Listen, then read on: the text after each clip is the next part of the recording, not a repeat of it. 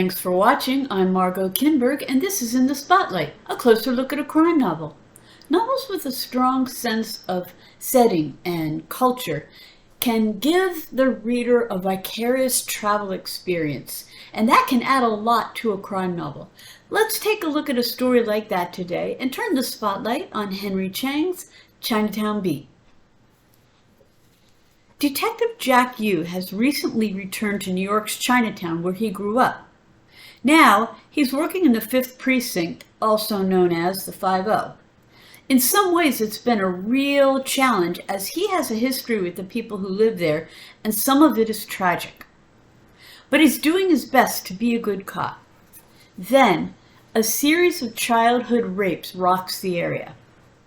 Everyone, including members of the Tongs who run things in Chinatown, wants to catch the person responsible. Yu knows that the Tongs have a far and powerful reach, and probably would find out who's responsible and take care of the matter in their own way. But Yu doesn't want vigilantism in the precinct, so he's going to have to do what he can to find the rapist before the Tongs do. It won't be easy, though. The locals usually won't talk to the police, even a Chinese American cop. They risk too much by being seen discussing anything with the police. That's even more the case with members of the Tongs.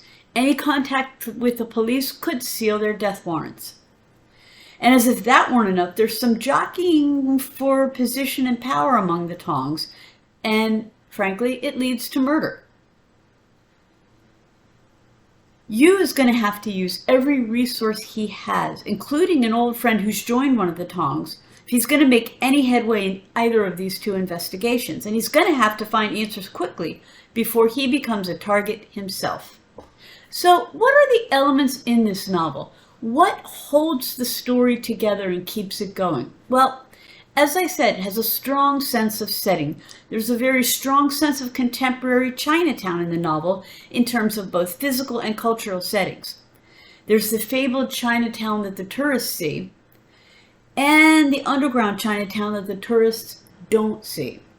Yu's search for the truth takes him to gambling places, drug houses, and other parts of Chinatown's underworld. And that's part of what gives the novel its noir quality. There's a lot of grit, some violence, although a lot of it is offstage, and explicit language and sex. More than that, there's a certain bleakness about the novel. As Yu finds the answers he's looking for, he sees that there's not a lot that one person can do, even a cop, against all of the forces that are at work. And those forces are not all from the Tongs either. There's prejudice against Chinese, and among their own, there's prejudice against Chinese American who've become too Americanized. There's economic struggle too, and more. It's not hard to see how someone might fall into the clutches of the Tongs. The story is told from a few perspectives, all of them third-person past tense.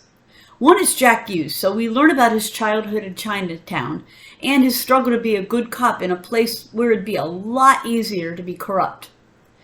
Other parts of the story are told from the perspective of Yi Tom, also known as Uncle Four. He's a highly placed, high-level advisor for life to one of the Tongs and has the respect of his fellow members and of members of the other Tongs. He also has a mistress, Mona, whose perspective we also see. She lives a very wealthy life, but her security is very fragile, and we see what happens when it's threatened. There's also the element of the Tongs themselves. They're complex organizations whose influence spreads from Hong Kong and Beijing all over the world, especially in the world's Chinatowns. They have their own systems of government, of managing resources, and more.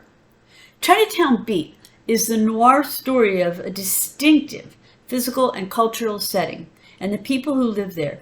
It shows what happens when tragedy strikes those people, and features a cop who's doing his best to serve them.